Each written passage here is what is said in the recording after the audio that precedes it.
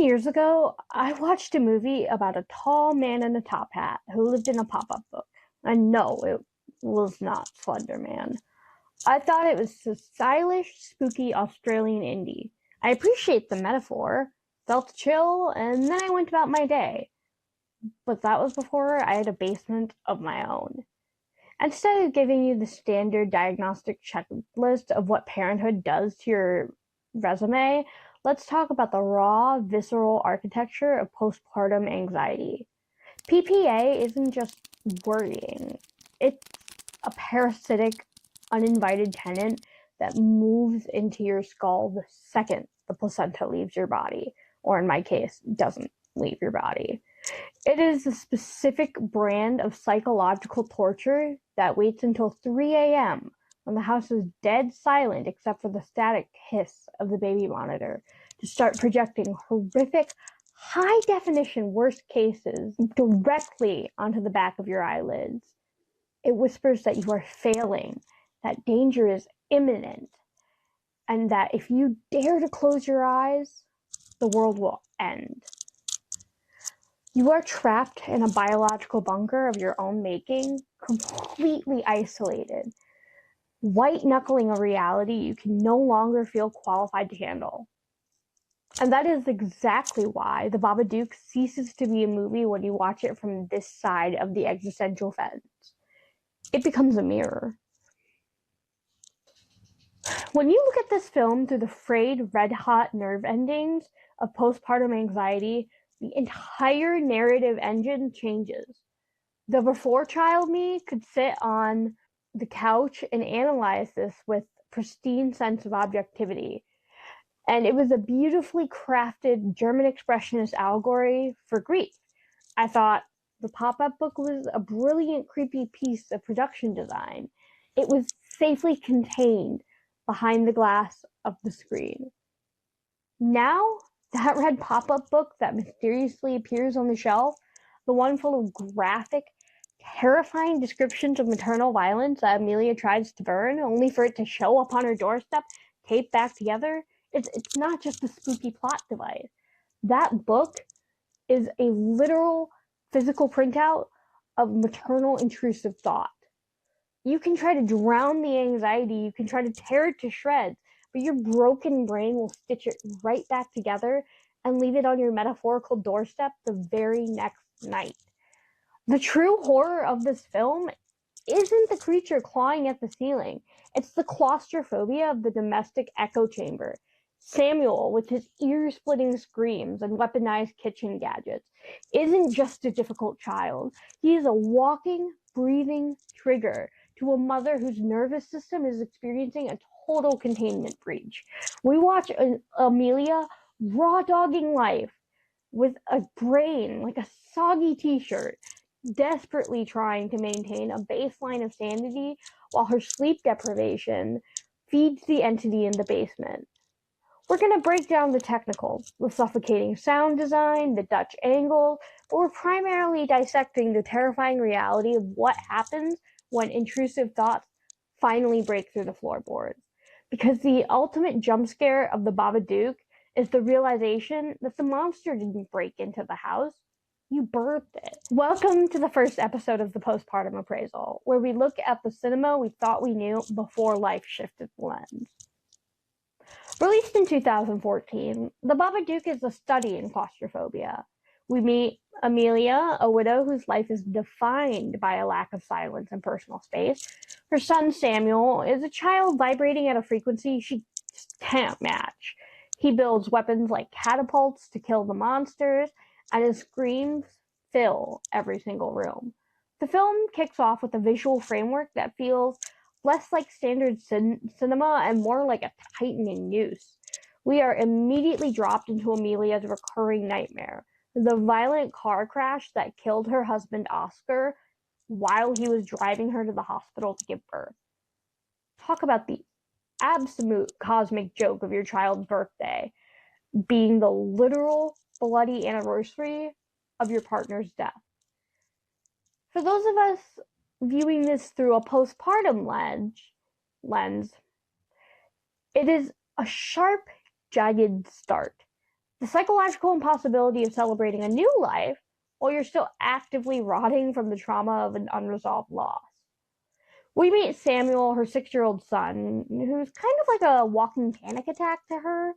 He's hyperactive, he suffers insomnia, and he spends his days building weaponized catapults and dart guns to fight imaginary monsters that no one else can see. For a parent trying to run a 24/7 background security stand, Samuel isn't just a difficult child. He's a walking, breathing, ear-splitting trigger to a nervous system that has 0 fucks left to give. He keeps Amelia awake at night, and he keeps turning her brain into this sort of wet sponge and sends her nerve endings into frayed wires.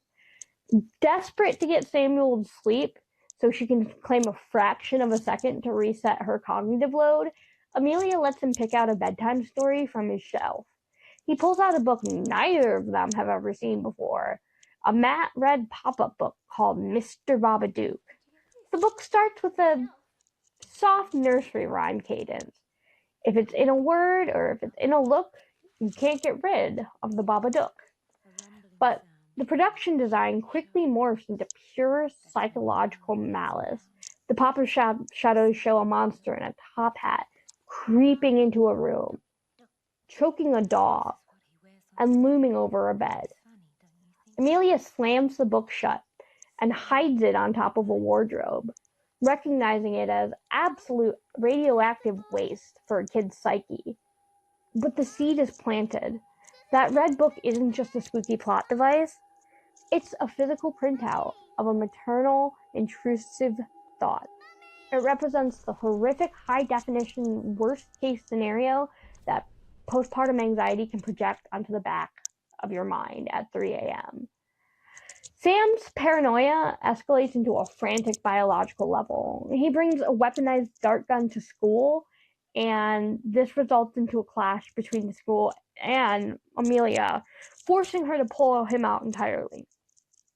And just to maintain a facade of like suburban warmth, Amelia kind of forces him to attend a birthday party for her sister Claire's more pristine, run-of-the-mill daughter Ruby. This scene is a masterclass in domestic claustrophobia. Amelia is surrounded by well-dressed, upper-middle-class moms, sipping wine and tossing passive-aggressive judgment at her disheveled appearance and Samuel's erratic behavior. Ruby mocks Samuel for not having a father. You're not even good enough to have a dad. Everyone else has one, you don't. I do have a dad. Which, like, excuse me, but like, what a bitch. Like, especially for being so young. What a little bitch. No one wants you.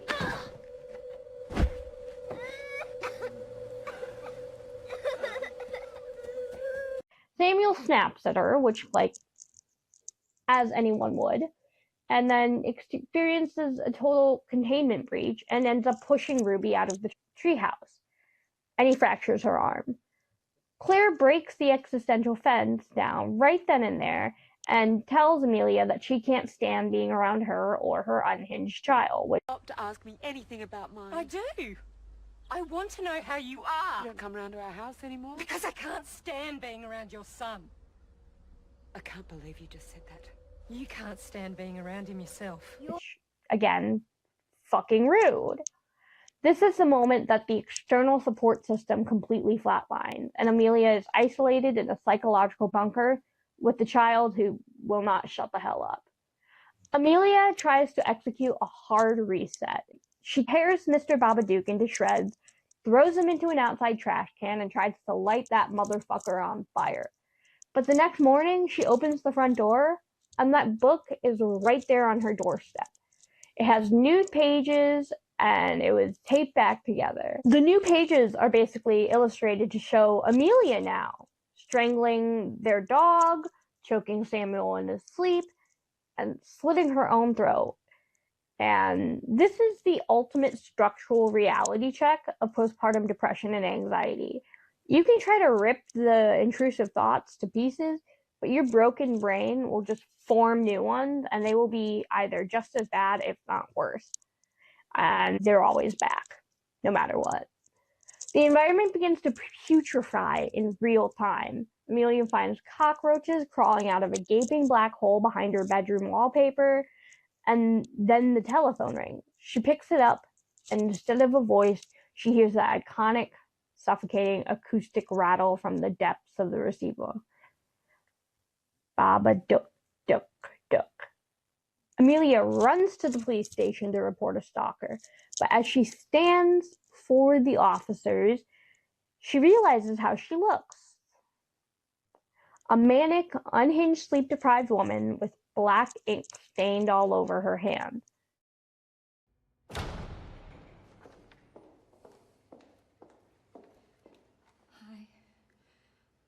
I want to report someone stalking me and my child. Can you tell us what happened? Somebody sent me a children's book. And And it contained violent and graphic images of my child and me being murdered. can we have a look at the book, please? I burnt it. You burnt it. Yes. Well, unfortunately, there's nothing we can do about it. He's been making phone calls to me as well. What's he been saying? Nothing, just making these noises. How do you know it's the same person? Because of what he wrote in the book. The book you burnt. Yes.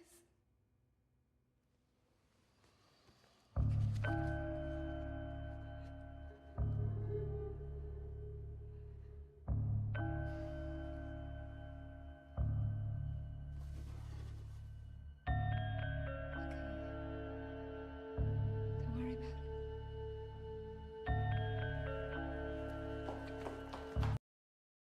They look at her with a clinical sense of pity. And she flees back to her house, burning the book in the backyard. But the fire does nothing. The entity has already breached the perimeter. Samuel suffers a major, terrifying seizure in the back seat of the car after hallucinating a creature, and Amelia locks them both inside the house. She begins staring blankly at the television screen, which starts projecting her own image into old news broadcasts. Then, the entity manifests using the likeness of her dead husband, Oscar.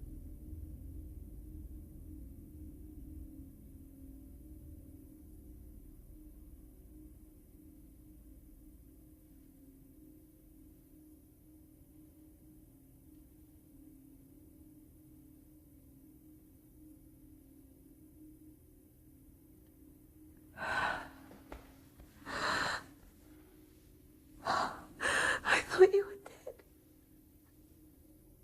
I thought you were dead.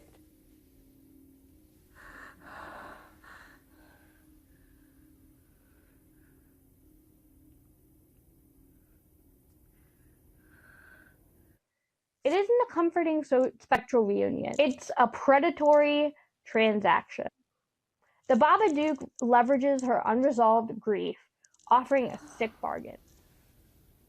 We can be together. You just need to bring me the boy.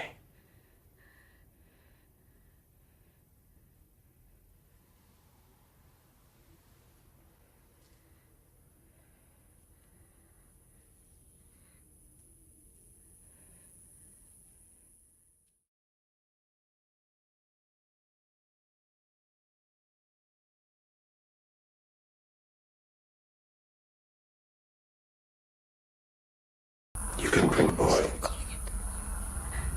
I think it's going to rain.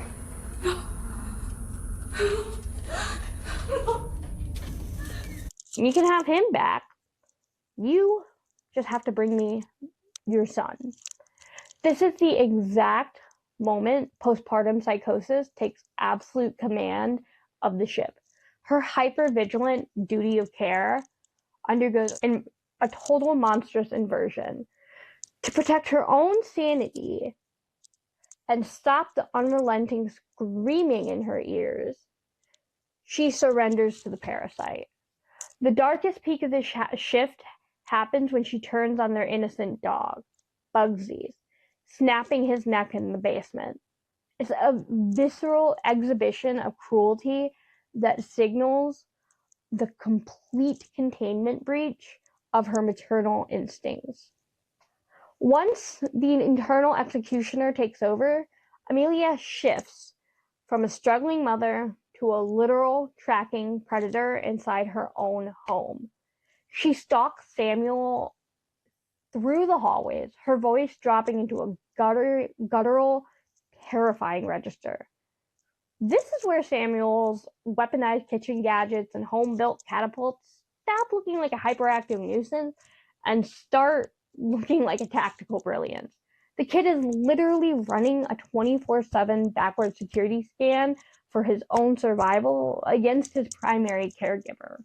He flees to the attic, stringing up his traps, and manages to drop a heavy suitcase onto Amelia, breaking her momentum and tying her to the floorboards.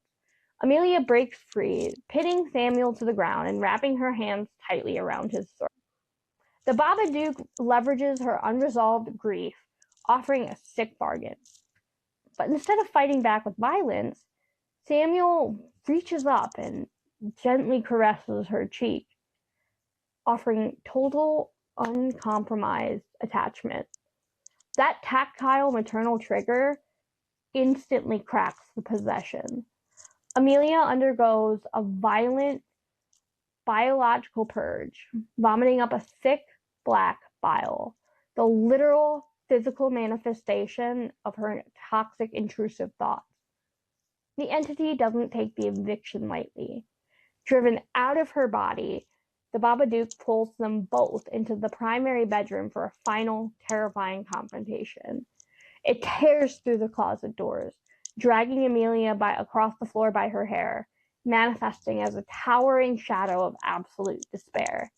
But the view from this side of the existential fence has completely flipped. Amelia doesn't cower anymore. She steps directly in front of Samuel, drawing herself up into the absolute apex of visceral maternal fury. She screams directly into the void of the creature's face. "This is my house. If you touch my son again, I'll fucking kill you." Confronted by a rage heavier than its own malice, the Babadook loses its structural integrity. It shrieks, shrinks in size, and retreats down the stairs, locking itself away in the pitch-black desolation of the basement. The final frame of the Babadook is a massive punch in the throat for anyone raising a kid while managing their own mental health. We jump forward in time to Samuel's 7th birthday party, a normal, curated suburban gathering. But the monster didn't disappear. Amelia walks out to the garden, collects a bowl full of earthworms, and walks down into the dark basement. The camera lingers on the suffocating shadows as she places the bowl on the floor. The creature rattles from the dark, eating the worms, and Amelia steps back, locking the door behind her. This isn't a triumphant Hollywood victory where the trauma is clearly burned away. It is a highly calculated roadmap of how we actually survive postpartum anxiety and grief. You don't get to run a hard reset that deletes the monster. Instead, you learn the physics of containing it. You build a cage, you keep it in the basement, and you feed it just enough to keep it from breaking through the floorboards while you live your life on the upper levels. In the traditional sense, the Babadook is the manifestation of suppressed trauma. The basement is the subconscious, packed with her dead husband things. The film ends with a jar of earthworms. Amelia feeds the monster in the cellars so it stays calm enough for her to join Sam's birthday party. The message is about containment over cure. You acknowledge your grief so it doesn't take over the kitchen. In this movie, the house is the character itself, and its design is heavily influenced by German Expressionism.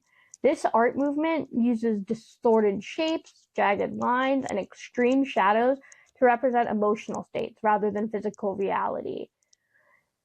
In the Babadook, the hallways are too long and the shadows crushed and unnaturally dark. It's filmed to look like a pop-up book come to life, mirroring Amelia's internal distortion. Jennifer Kent uses technical precision to film the husband's absence. She utilizes negative space lingering on the empty side of a bed or the corner of a room to make the vacuum he left behind feel like a physical weight. There's a specific shot in the cellar where his clothes are arranged to look like a man standing in the dark. He isn't a ghost in the haunting sense. He's a ghost in the sense that the house was built for two people and she's trying to hold up the ceiling alone. I get that feeling of holding it all up alone. I think about the early days of parenthood. I was fresh off a C-section with major complications, and I was told strictly not to move. I remember being in the hospital bed watching my husband sleep while my daughter was scream crying, needing a diaper change. I felt very helpless and invisible because, again, I was told not to move. She was in her bassinet. My husband's over in the corner snoring. And then I, in my desperation, threw those like massive water cups at him. And even now, I definitely feel like I crossed the line there. But that's the entire energy of this house. It's a place where the air is so thin that you start doing things you never thought you'd be capable of. From a technical standpoint, director Jennifer Kent has built a beautifully malicious machine that weaponizes the language of cinema to simulate the raw, unhinged reality of chronic sleep deprivation and postpartum panic. Here's the architectural breakdown of how this real-time descent into madness is achieved. The camera work in the Babadook doesn't just observe Amelia's unraveling. It actively forces the audience to share her cognitive layout. Amelia's sleep deprivation worsens, and her brain turns into this sponge, and then the camera begins to tilt. The subtle progression of the use of Dutch angles creates a persistent sense of structural instability. The world is physically slipping off its axis, mirroring the exact moment a parent realizes they're losing their objective grip on reality. The framing inside the house is deliberately suffocating. Kent utilizes tight, medium close-ups that trap Amelia and Samuel in the frame together, leaving zero room or negative space. The walls feel like they are closing in, transforming a standard suburban home into a high-security bunker where every corner is a blind spot and every doorway is potential liability. The production design doesn't rely on cheap jump scares. It builds a baseline of ambient nausea through its aesthetic choice. The color palette of the house is entirely desaturated, dominated by oppressive grays, washed out blues, and deep charcoal shadows. It permanently visualizes the bone-deep exhaustion of the postpartum trenches. There is no warmth, no curated Pinterest comfort. The environment looks exactly how life feels when you are raw dogging a 3 a.m. wake-up call. The film heavily borrows from German Expressionism. It uses sharp, exaggerated shadows and jagged silhouettes to externalize Amelia's internal executioner. The Babadook itself is a manifestation of shadow, a towering, top-hatted, intrusive thought that blends seamlessly into the architecture of her bedroom. The horror is terrifying precisely because it is built out of the very fabric of her domestic cage.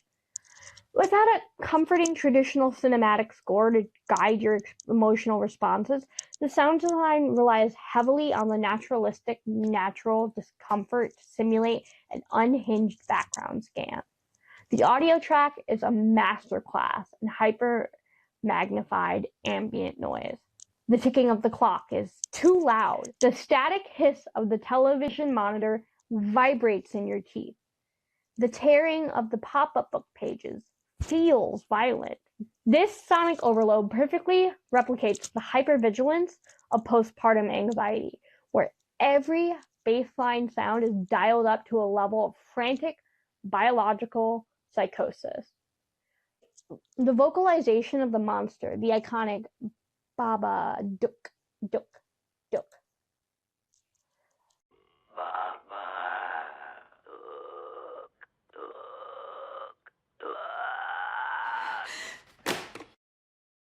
is stripped of all cinematic polish. It's a dry, scraping, acoustic rattle that feels less like a movie sound effect and more like a malicious whisper, vibrating directly onto the back of your eyelids when you're desperately trying to close your eyes. Structurally, the script functions as a clinical study in rapid vertical escalation, moving linearly from unresolved trauma to total psychological collapse. The Red Book is primarily narrative gear. Its physical mechanics, the literal pulling of tabs to make a monster choke a dog or slit a throat, act as a highly calculated forensic sadism. It forces Amelia to manually operate her own intrusive thoughts, previewing the exact moment her duty of care undergoes a total monstrous inversion. The narrative brilliance of the final act lies in the structural subversion of the child's role. Fast as you can! Get away! Didn't I tell you not to play with weapons?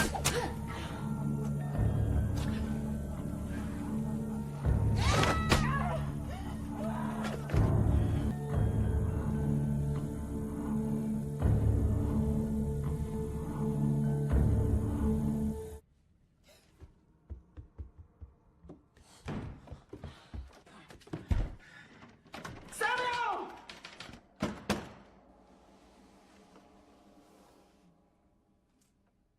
Samuel? Bugsy's hurt. We need to get help. Samuel's hyperactive, weaponized kitchen gadgets stop looking like a behavioral problem and they transform into this tactical brilliance. Kind of reminds me of Home Alone. The narrative flips the script. The child is no longer the variable being protected. He is the only one running a functional security scan to survive a maternal predator who has completely hemorrhaged her maternal instincts. The structural integrity of this film is designed to offer absolutely no relief. By combining the relentless, suffocating visual framing with stark acoustic reality of domestic horror, the Babadook transforms what some may view as a simple spooky allegory into a terrifyingly tangible roadmap of human grief and maternal rage.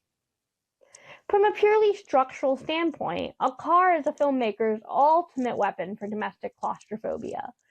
In a house, you can theoretically walk into another room to count to 10.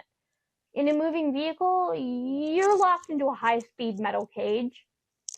Amelia is physically strapped down, forced to steer a lethal machine while her internal operating system is completely hijacked by exhaustion. She wouldn't believe me! Why can't you just be normal? There is no Babadook!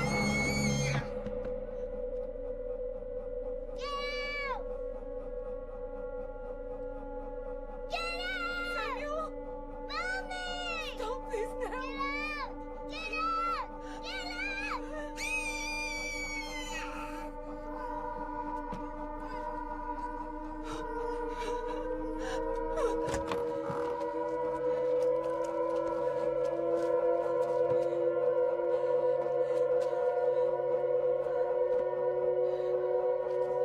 Please help me! There's something wrong with my son! The sound design in this scene is engineered like a physical assault. Samuel is in the backseat, having a frantic high-voltage panic attack, screaming, thrashing, and kicking the back of her seat. The acoustic track magnifies the wet slap of his hands, the erratic breathing, and the pitch of his voice until it vibrates directly in your teeth. It perfectly replicates the hypervigilance of postpartum anxiety, where your brain is just dripping and every external sound feels like a direct strike to your skull.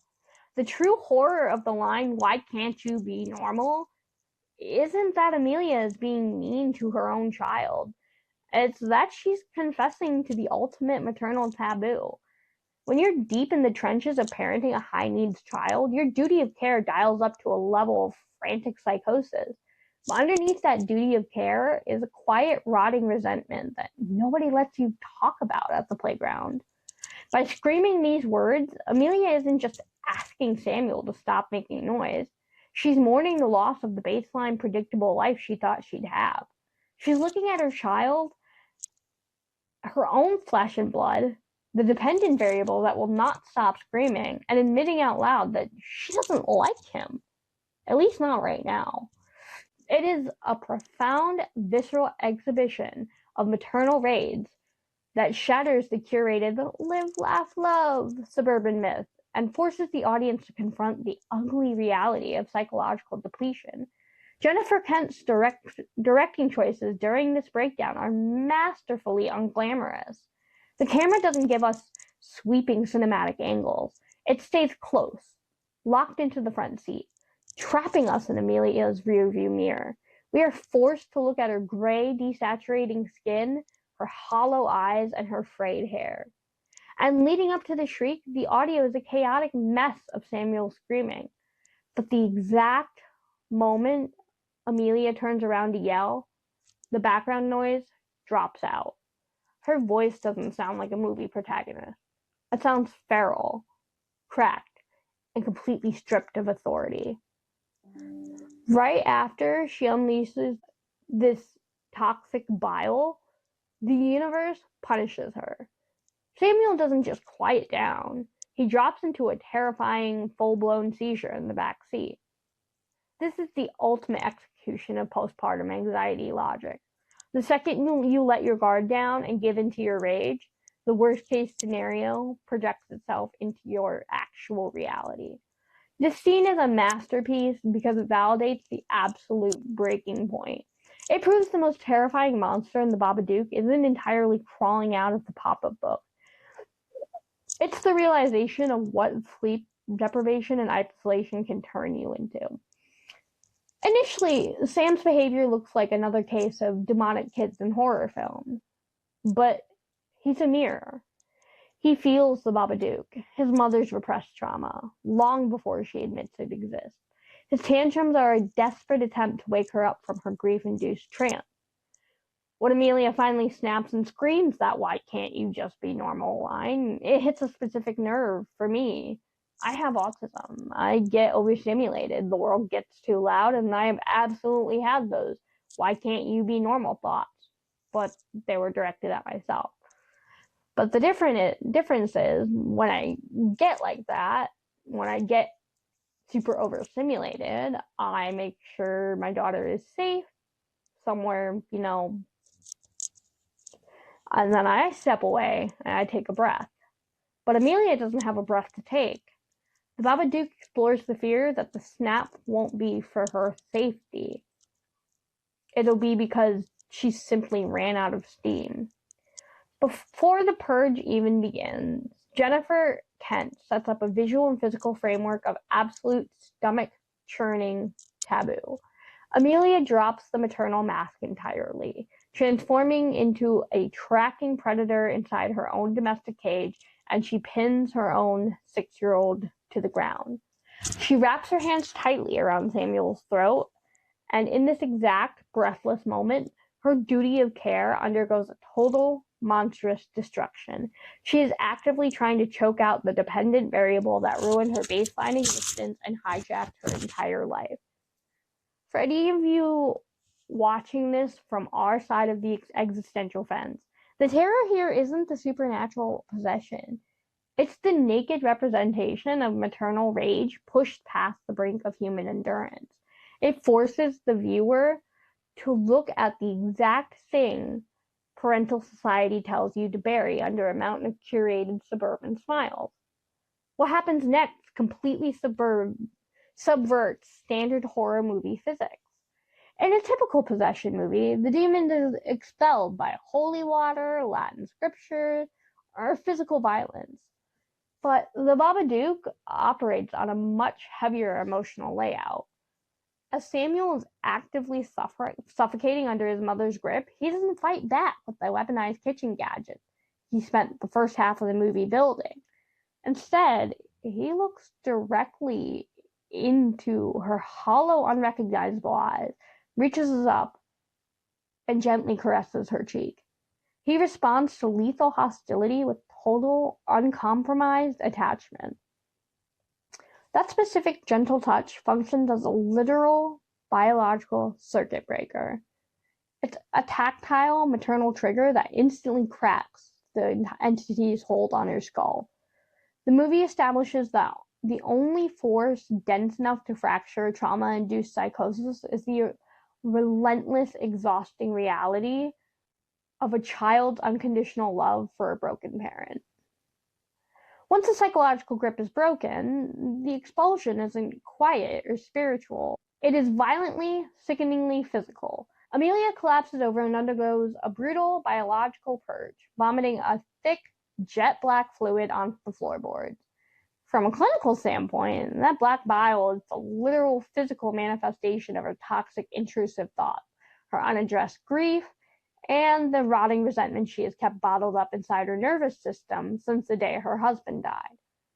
Watching her retch on the floor while Samuel cowers in absolute paralyzing terror perfectly mirrors the messy, ugly reality of a maternal mental health collapse. You don't just get to run a hard reset that cleanly deletes the anxiety. The system has to violently hemorrhage the poison before any kind of actual containment can begin.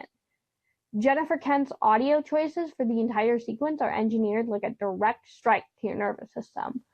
The background music entirely cuts out, stripping away any comforting cinematic polish. We are left trapped in a dry, suffocating acoustic landscape dominated entirely by raw, agonizing human sound. The wet slap of hands against skin, Samuel's frantic high-voltage hyperventilation, and the guttural, feral shrieks leaving Amelia's throat. The sound design forces you to share the spatial claustrophobia of that bathroom floor, ensuring you feel every ounce of the bone-deep exhaustion vibrating through the frame. This entire sequence is a masterpiece because it validates the absolute terrifying breaking point of parenthood. It proves that the most devastating monster isn't the entity crawling out of the closet. It's the terrifying realization of what isolation and a total lack of cognitive breaks can turn you into. But the most impactful scene for me is definitely the end. The film skips forward in time, dropping us squarely into Samuel's 7th birthday party.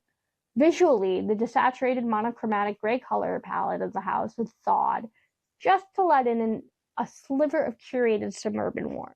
We see a normal, functioning backyard gathering. Samuel is doing magic tricks for actual friends instead of building weaponized catapults and combat demons in the kitchen. Amelia is dressed, interacting with the world, and displaying a functional baseline existence. For a casual viewer, this looks like a clean, triumphant Hollywood victory, where the trauma has been neatly burned away in a backyard barbecue. But from our side of the existential fence, we know better. This sequence shows the hypervigilant background scan resetting its boundaries. The domestic cage has been repaired, but the architecture of the house still hides the profound liability right beneath the floorboards. The real structural playground of the ending hits when Amelia steps away from the party, walks out into the garden, and collects a bowl full of earthworms. She doesn't head back to the guests. She walks straight down into the pitch-black desolation of the basement. The camera lingers on the suffocating shadows as she places the bowl of worms on the ground. The creature rattles from the absolute dark, eating the offering, and Amelia steps back, locking the heavy door behind her. This is the ultimate narrative thesis statement for anyone dealing with postpartum anxiety or unresolved trauma. The movie completely rejects the toxic myth of a hard reset. You do not get an operational delete button that wipes the monster from your skull. The Babadook didn't disappear just because Amelia found her maternal rage. Instead, she learned the cold, tactical physics of containing it. What Jennifer Kent built in these final minutes is a highly calculated roadmap for how parents actually survive the wreckage of a mental health collapse. When your brain is that wet sponge and your nerve endings have been entirely frayed by panic, You stop trying to pretend the monster isn't there. You don't try to rip out the intrusive thoughts to piece together anymore because you know your broken brain will just stitch them right back. Instead, you build a physical cage for it. You relegate the panic, the grief, and the parasitic intrusive thoughts to the lower levels of your consciousness. And you keep it safely locked in that basement.